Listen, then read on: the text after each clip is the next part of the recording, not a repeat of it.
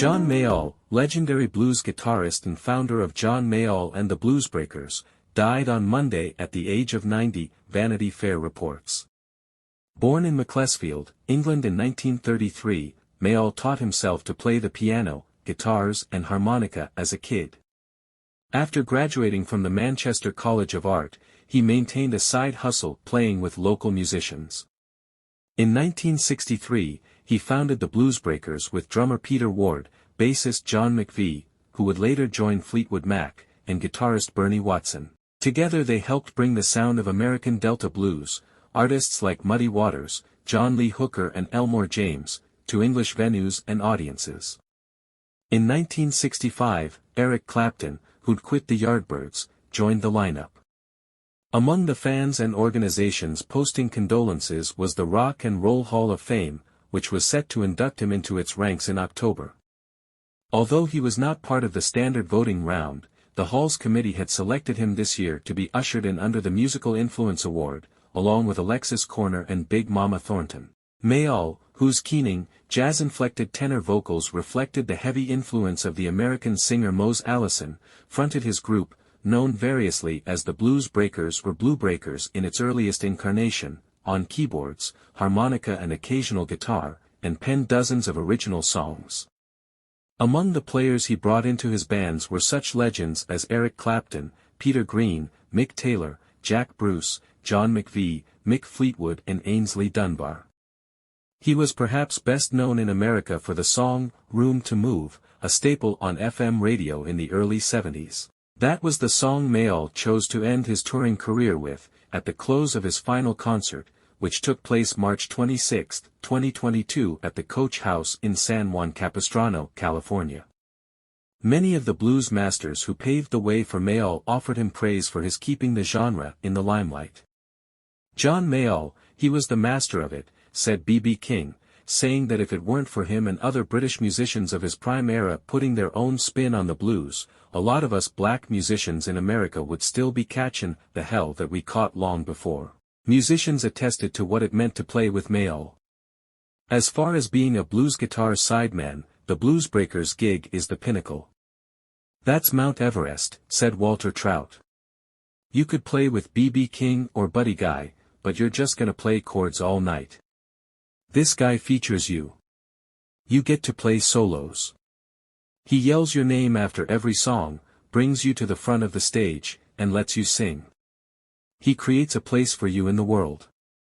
The reason I choose musicians is what they bring to the table, and I enjoy their work, and I want to give them an opportunity to express themselves because that's what I hired them for, Mayall said in a 2016 interview with Blues Blast. So I enjoy their playing and fortunately, being a bandleader, I get to choose who I want to play with.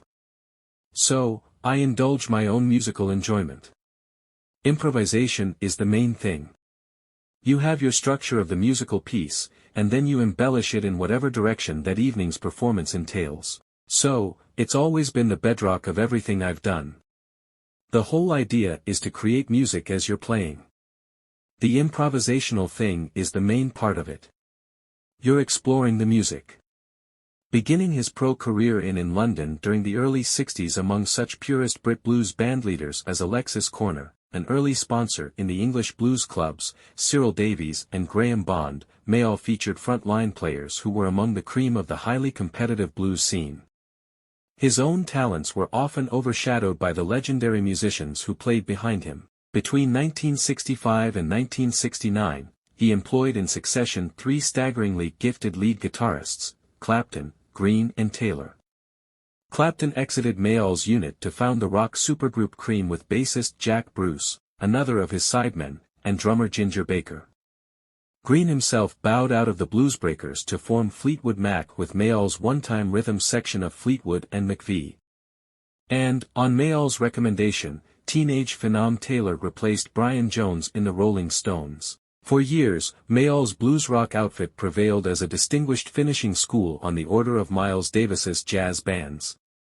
Other vets enjoyed noteworthy careers on their own, saxophonist Dick Hextall-Smith, bassist Tony Reeves and drummer John Heisman founded the horn-driven jazz rock band Coliseum, while acoustic guitarist John Mark and flutist saxophonist Johnny Almond formed their own eponymous unit. During the Mark Almond era, a unique period in which Mayall eschewed the use of a trap drummer, the musician released what was probably his best-known American single, the riff-based Room to Move. The live album from which it was drawn, The Turning Point, was his lone LP to achieve gold status. In the early 70s, Mayall relocated to Los Angeles, where he worked with such notable American blues players as guitarist Harvey Mandel, violinist Don Sugarcane Harris and bassist Larry Taylor. A 1970 album featuring them, USA Union, peaked at number 22, the bandleader's highest chart position. Mayall achieved his greatest eminence as a frontman and touring presence in the early 70s, but he remained a tireless road warrior for decades, playing concerts into his 80s. In 1982, he reunited with Mick Taylor and John McVie for a lengthy world tour. A new edition of the Bluesbreakers, founded in 1984, featured a fierce two-guitar lineup of Coco Montoya and Walter Trout that incited new interest in Mayall's music. He also landed a high-profile label deal with Silvertone Records, the U.S. label that refreshed Buddy Guy's blues career. Mayall began the new millennium with a milestone-marking, celebrity-filled album, Along for the Ride, and a 70th birthday concert in Liverpool that reunited him with Clapton and Taylor. His latter-day bands included such top guitarists as Sonny Landreth, Robin Ford and Carolyn Wonderland. He was appointed an Officer of the Order of the British Empire in 2005, and was inducted into America's Blues Hall of Fame in 2016. Mayall enrolled in Manchester College of Art, his design training there later served him. He painted the band portrait for the cover of his 1967 album, A Hard Road, and crafted the look of 1969's, The Turning Point. While in school, he formed some semi-professional groups that performed locally and jammed at local all-nighters. After meeting Alexis Corner, the foremost exponent of the early 60s British blues sound, at a Manchester date, the older musician took him under his wing. In 1963, he began playing in London with the first edition of the Bluesbreakers. A debut live album for Decca Records featuring Mayall, McVie, drummer Huey Flint and guitarist Roger Dean failed commercially, but the Bluesbreakers' fortunes soared with the addition of the Yardbirds' dissident lead guitarist Clapton, a rising rock star who was seeking a more purist environment for his playing. The second Bluesbreakers album, featuring Clapton, reached the top 10 in the UK in 1966 and became a cult hit in the US.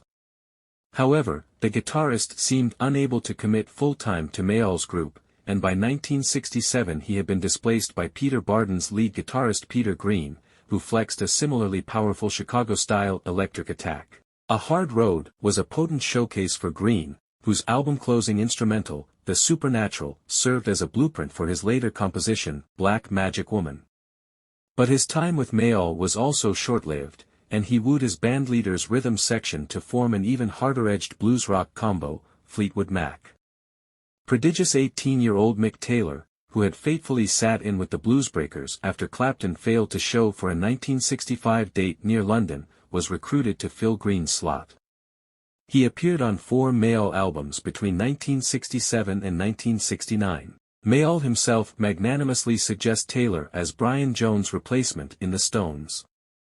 After several clamorous years of electric blues power, Mayall abruptly ratcheted down the volume for 2 albums with Mark and Almond. Though it failed to climb above number 102 in the States, the novel single, Room to Move, remained Mayall's best-recalled tune thanks to plentiful FM airplay.